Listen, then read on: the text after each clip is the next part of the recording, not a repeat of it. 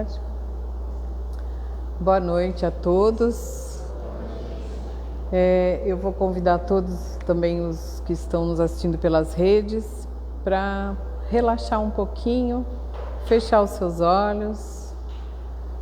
Vamos, no primeiro momento, agradecendo essa oportunidade maravilhosa de estarmos aqui, presentes, de podermos estarmos dividindo esse momento, agregando essa felicidade do aprendizado, da troca.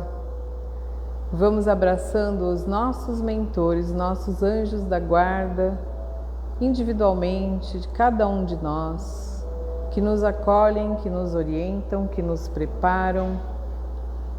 Vamos agradecendo pela orientação que recebemos deles. Vamos também abraçando e agradecendo aos anjos da guarda dessa casa bendita, que nos acolhe, que nos abraça, que nos dá esse carinho da proximidade com a espiritualidade, com Jesus. E vamos assim, elevando esses pensamentos, trazendo o que há de melhor em nós, deixando um pouco as nossas preocupações, transformando esses minutos que teremos juntos, momentos de puro amor, de puro aprendizado. E a essa espiritualidade amiga que se faz presente, que nos preparou, vamos também pedindo a proteção maior e com ela vamos nos dirigindo à esfera de Maria, nossa mãezinha querida, que nos ensina tanto o amor incondicional, o amor fraterno e sermos cada vez melhores. E junto a ela vamos pedindo a permissão de estarmos mais próximos ainda a Jesus, o nosso irmão, nosso mestre, e com ele, com os seus ensinamentos, vamos também nos dirigindo ao nosso Criador, nosso Pai Celeste. E a ele vamos dizendo: Pai nosso que estais no céu, santificado seja o vosso nome. Venha a nós o vosso reino, seja feita a vossa vontade, assim na terra como no céu. O pão nosso de cada dia nos dai hoje, perdoai as nossas ofensas, assim como nós perdoamos a quem nos tem ofendido, e não nos deixeis cair em tentações, livrando-nos de todo mal. Que assim seja, graças a Deus e graças a Jesus. Meu nome é Cida, eu sou voluntária da casa. Tem alguém vindo pela primeira vez hoje? Sejam bem-vindos também, todos, tá? Aos que também estão nas redes. E hoje nós vamos estar falando aqui sobre um tema que é o capítulo 10 do Evangelho segundo o Espiritismo. É um capítulo que traz sobre atire a primeira pedra quem nunca errou. Na verdade, ele traz esse tema, ele traz essa mensagem. Não julgueis para não seres julgados, e aquele que estiver sem pecado, que atire a primeira pedra.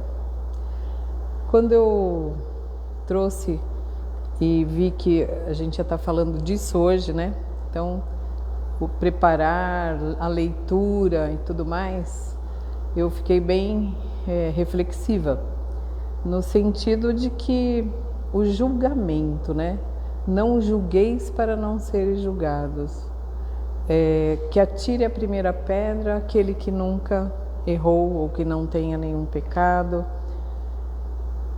Dá para refletir muito, né? E estar aqui falando disso é onde eu vou propor justamente que a gente troque essa experiência, troque essa reflexão, porque para mim isso é uma grande reflexão, da gente poder estar aqui falando sobre isso, sobre o julgar, sobre o que eu mesmo julgo de mim mesma.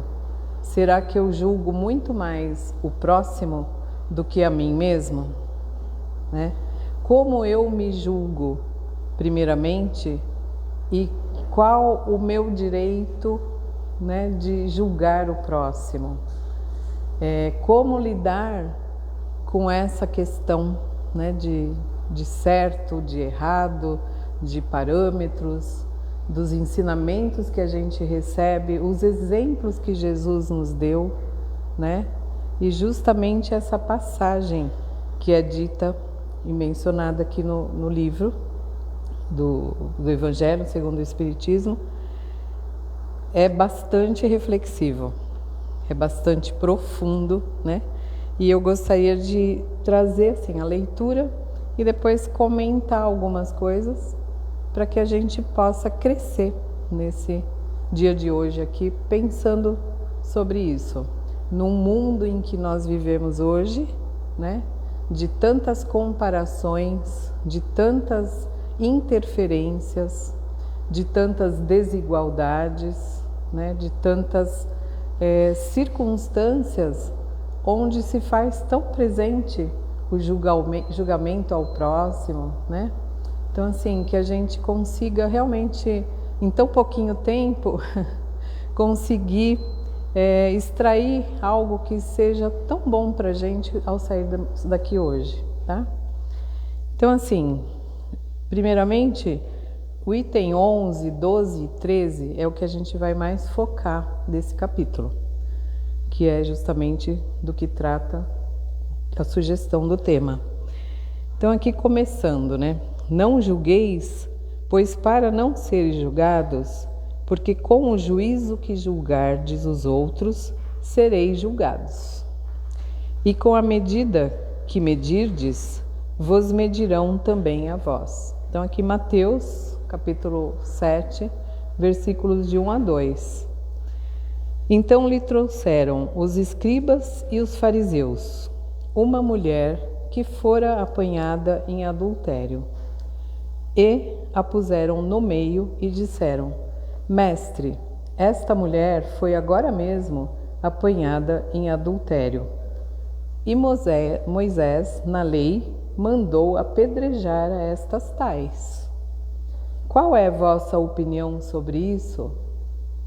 Diziam, pois, os judeus, tentando-o, para o poderem acusar. Jesus, porém, abaixando-se, pôs-se a escrever com o dedo na areia, na terra. E como eles perseveravam em fazer-lhes pergunta, ergueu-se Jesus e disse-lhes: Aquele dentre vós que estiver sem pecado, atire-lhe a primeira pedra. E tornando a abaixar-se, escrevia de novo na terra. Mas eles, ouvindo, foram saindo, um a um, sendo os mais velhos os primeiros.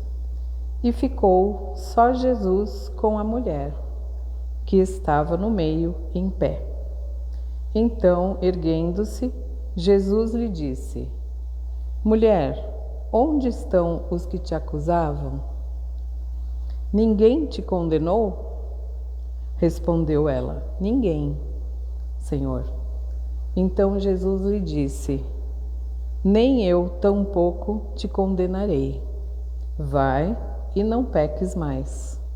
Isso também constando em João, capítulos 8, versículo 3 a 11. Então, nesse momento, né, nessa passagem aqui do texto, a gente percebe o quanto Jesus é, primeiramente, sem julgamentos. Primeiramente, sutil, onde ele fala: quem não tiver algo errado, que atire a primeira pedra. Então todos, se olhando, se percebendo, saíram, né? Ninguém apontou mais o dedo, ninguém acusou. Por quê? Cada um ali conseguia enxergar em si mesmo algo que também não era valoroso, que era algo condenável, vamos dizer assim, né? Então, assim, o que o Evangelho vem trazer sobre esse julgamento, né? Então tem uma parte também que em outros textos, onde Jesus mesmo, ele não podia reprimir ou proibir, né, que se reprovassem o mal. Até porque, com os próprios exemplos que Jesus trouxe para a gente, ele também fazia energicamente algumas repreensões e correções mais sutis, né? Para que todos a quem ele pregava, a quem ele se apresentava, pudessem entender, mesmo até com parábolas e tudo mais, ele trazia sempre uma reflexão, um ensinamento. Então, como é necessário, sim, que se tenha determinada crítica, determinada análise, né? Nós, seres humanos, dentro de uma sociedade que nós vivemos, às vezes a crítica a determinada ação de alguém, ela até é esperada que a gente faça essa crítica, que a gente também corrija algumas situações, porque nós vivemos numa sociedade e nós queremos o progresso, né? Então, até pelo próprio progresso, o homem, ele deve sim ter algumas críticas, mas desde que traga o bem, desde que evidentemente seja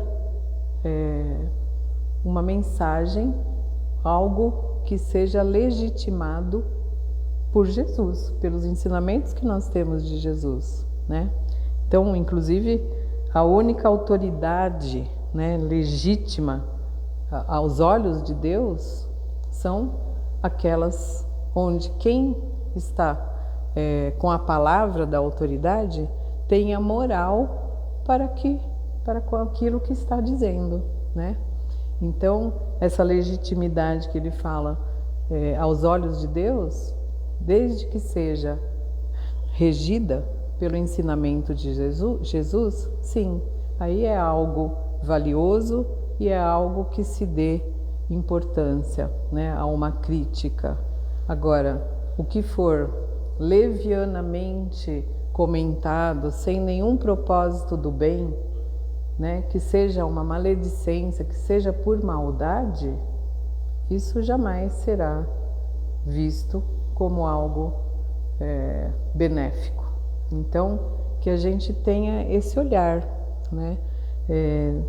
O exemplo, o bom exemplo, né? Aquilo que resulta em algo bom, né? Seja para o próximo, seja para mim mesmo, aí sim é passível de aprovação, mas desde que seja em benefício e não para trazer um julgamento onde você acaba, inclusive,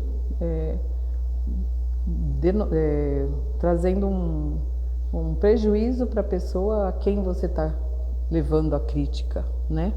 Então aqui é bem colocado isso, e quando ele ainda fala aqui sobre esse trecho exatamente: aquele que estiver sem pecado, atire-lhe a primeira pedra, disse Jesus. Então aqui, esta máxima faz da indulgência um dever, pois não há quem dela não necessite para si mesmo. Então, quando eu vou julgar alguém, será que eu estou julgando esse alguém mais severamente do que eu julgo a mim mesmo? Né? Então, se eu faço um julgamento sobre mim, eu devo ser mais severa comigo do que do meu próximo. Porque se eu acho que o próximo peca ou erra em alguma coisa e a mim cabe apaziguar e o perdão, e como eu não vou considerar que ao próximo também, né? Então, que eu não seja mais severa no julgamento ao próximo do que comigo, né? Então, é por isso que ele diz: se julgardes, também será julgado, né? Não atire a primeira pedra aquele que não tem um erro. Então, como é importante a gente se perceber, e cada vez mais nas nossas reformas íntimas, nas nossas leituras, né, nos nossos exemplos que nós temos em relação a Jesus para conosco, nas misericordiosas compaixões que ele já teve por todos nós, né? Então, que a gente consiga perceber quão importante é eu ter esse julgamento sobre mim mesma e olhar sempre, primeiramente, para as minhas falhas, para as minhas faltas. E não quer dizer que eu não vou falhar, que eu não vou errar, mas que eu saiba perceber que errei e que eu saiba perceber em que direção eu vou traçar o meu próximo passo para que eu não fira ninguém, para que eu não machuque ninguém, e muito menos a mim mesmo, e principalmente ao nosso Pai maior, que o que Ele espera de nós é exatamente esse aprendizado, pelos exemplos do Filho que Ele nos mandou, do irmão que nós temos, vivendo entre nós com tantos ensinamentos que é Jesus, né? Então, se eu me apoiar em todos esses ensinamentos, em todas as ferramentas que Jesus trouxe como base do meu caminhar para o bem, do meu caminhar para o amor, do meu caminhar para a ajuda ao próximo, eu não terei por que julgar ninguém, né?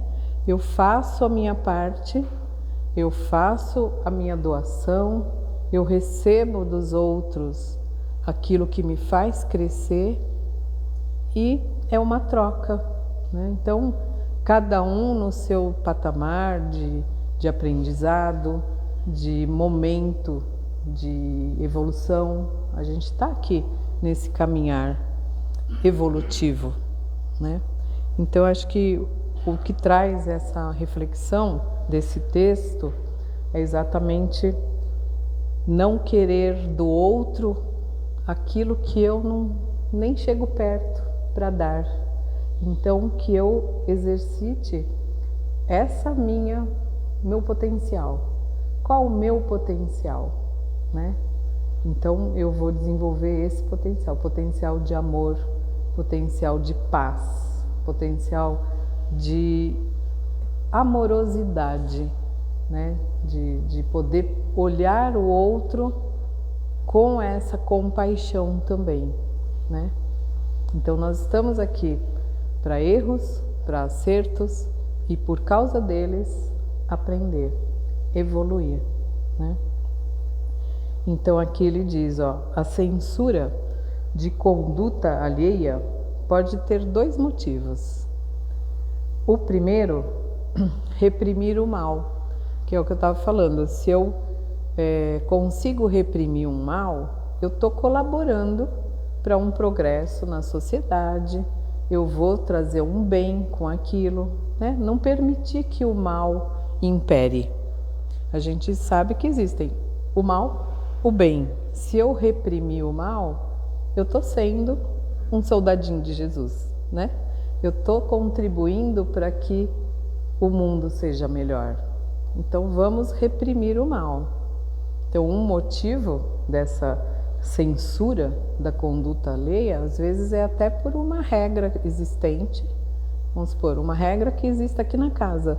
Se eu vejo outra pessoa não cumprindo, é meu dever fazer essa censura, corrigir e fazer que volte ao padrão esperado, né? É um dever do ser humano. Então, acabar com o mal, evitar o mal, reprimir o mal. Então, aí tudo bem, que eu tenha uma censura alheia. Eu vou fazer um bem. Agora, se eu desacreditar a pessoa a qual eu estou criticando, só por maldade, só por maledicência, só para prejudicar, isso jamais é perdoável, né? Então, que a gente realmente perceba onde está a minha ação, onde está a minha intenção, né? Então, que eu faça o julgamento primeiro da minha conduta, da minha forma de ser, para depois poder imaginar que eu tenha o direito de sair por aí corrigindo todo mundo, né? Então, assim, que a gente tenha essa vontade mesmo de evitar. E se a gente percebe que outros fazem, né? Então, de repente, ser uma pessoa que contribua também. Olha, não vamos fazer isso, não vamos julgar dessa forma, a gente não sabe as razões. Então, ser realmente um ser a serviço de Jesus, né? É o que ele gostaria da gente, assim como ele fez aqui. Atire a primeira pedra. Ele foi tão sutil, né? Ele não precisou falar nada. Então, assim, quantos não se olharam e todos se ausentaram? Quem vai condenar se todos têm o seu erro, né? Então, isso eu acho que foi o que trouxe de principal, né? E aqui, reafirmando, né, aquilo que ele sempre disse para a gente nos ensinamentos do amar o próximo como a si mesmo. Então, como eu posso amar o meu próximo se primeiro eu não amar a mim, né? Então, como eu posso julgar ou apontar o dedo para o meu próximo se para mim mesmo eu não faço críticas para que eu também melhore?